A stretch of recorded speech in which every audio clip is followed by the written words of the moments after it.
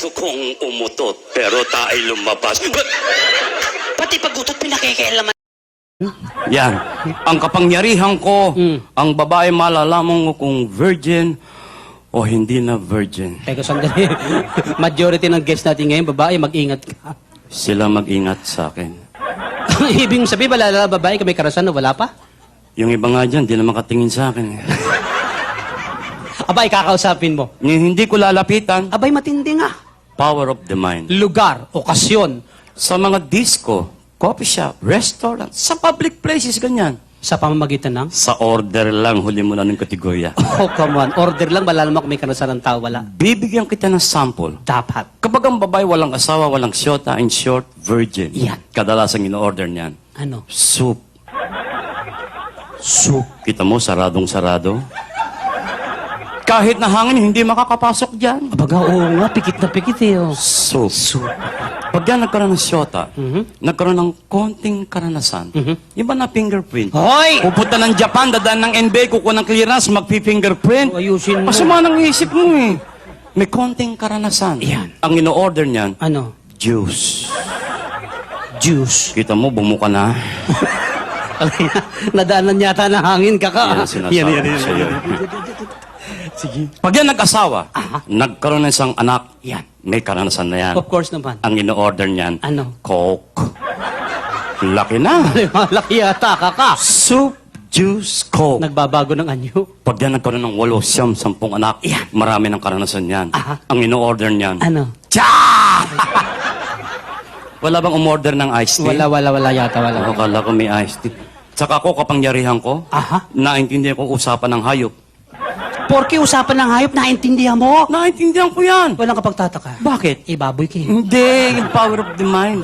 Nakarinig ka na ba ng kalapati nagliligawan? Hindi nga ako nakakaintindi niyan eh. Alam mo na, discovery ko, Ano? yan palang kalapating pinaka-male knife sa buong mundo. Hindi rabbit? Hindi rabbit kalapati. Galing. Eh, minsan yung barkado si Romy Ladiana ba yun? Oo. Ang dami alagang kalapati nun eh. Yung matataas ang lipad ha. Narinig ko yung kalapating lalaki, nililigaw niya yung kalapating babae. Wow. Alam mo sabi ng kalapating lalaki di sa kalapating babae? Ha? Paturok! Paturok! Sabi ng kalapating babae, turok mo! Turok mo! Naiintindihan mo? Naiintindihan ko. Ang galing naman. Minsan naimbita naman ako somewhere in Bulacan. Oh, summer in Bulacan. House blessing niya. Blessings. Bahay ni Boss G. Gonzales ba yun? Oh, Mr. Gonzales. Oo, laki ng bahay eh. Ang daming bisita. Yeah. Ininom namin beer. Ang galing. Alam mo, tendency ng beer, jingle ka ng jingle. Of course naman. Abay, nung tatakbo ko ng comfort room, pila-pila tao. Wow. Hindi ko na mapigilan. Yan. Gumawa ko ng paraan. Yan. Pakbo ko sa likod ng bahay. Sa likod. Doon ako jumingil.